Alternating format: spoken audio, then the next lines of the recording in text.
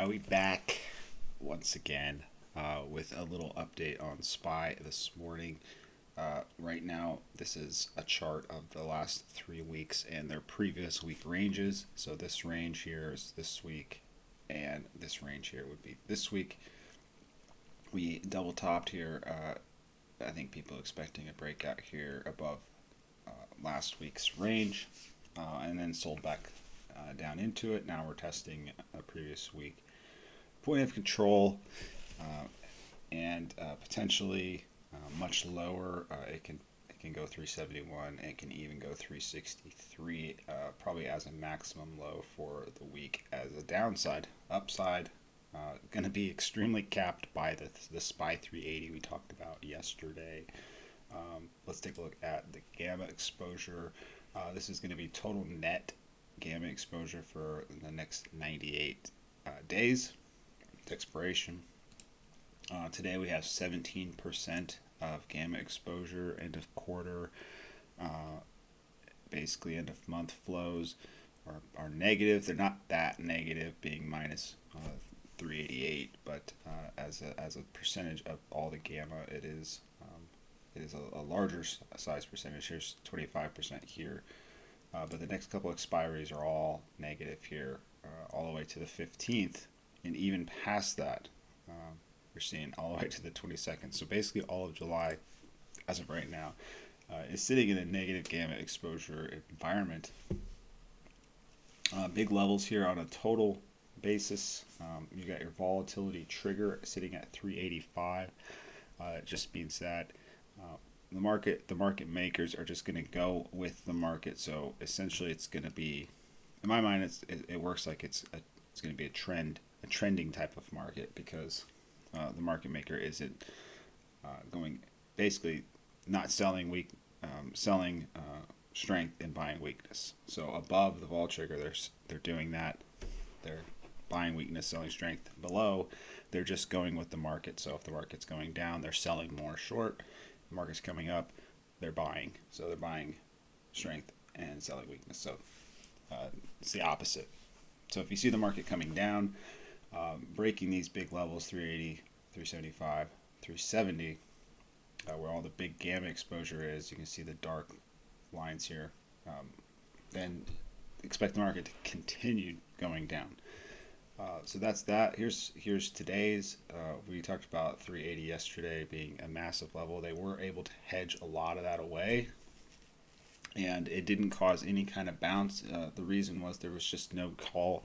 There were just no call interest. Nobody wanted upside as far as calls go, and that just essentially is going to exacerbate moves to the downside, because there's just no reason for market makers to come up to buy it up and try to come hedge those positions out. So they're perfectly happy just continuing to move on down here and hedge away all this other gamma exposure.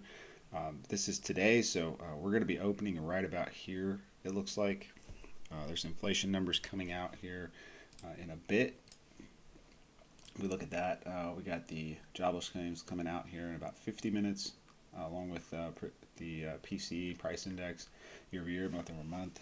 We got personal income coming out. We got personal spending coming out. They're very important economic indicators. My guess is a lot of this was sort of front running from London overnight. They like to front run the flows for the U.S., so they sold off. I'm expecting more sell-off just because of that.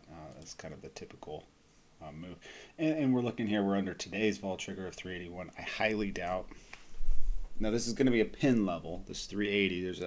There might be a scenario where the market tries to go back to the 380 just naturally, just because there's still a lot of gamma there. So I am aware of that possibility, but I highly doubt it, just because, it's as of right now being under it. In my experience, being under a huge gamma level like that, it's not going to act as a magnet as much anymore. It's going to be more like a repellent, because it already sat there for like almost an entire day yesterday, and now we're under that level. There's not a whole lot of reason for especially with a lot of it expiring today, there's not a whole lot of reason for the market maker to essentially bring it back to 380 to hedge anymore. So if you hadn't had your chance to hedge it yesterday, what were you waiting for? What are you doing now? Now it's going to just be a massive resistance level. It's going to be more like a natural repellent versus a magnet, in my opinion, just because it's expiration day on all of that gamma. And so likely to move, honestly, in my opinion, likely to probably cut through this 375. Not going to see a lot of action there, and probably pin 370. We'll probably see 370 unless they start building out the 365. So we'll keep an eye out on that. Next expiry, which will be tomorrow, first day of the quarter. Again, we're seeing the gamma being built up. If you watched the video yesterday, you didn't see a lot of gamma down here. Put gamma down here in these lower levels, but they are building the 370 out for tomorrow. So there's a good chance that, yeah, I mean, we can continue going down. This level 2, a little trick here, this level is being built outside of the expected range. So when you see that, a lot of times that's the new magnet is essentially the 370 versus the magnet yesterday was 380. So I'm playing for a 370 pin for tomorrow.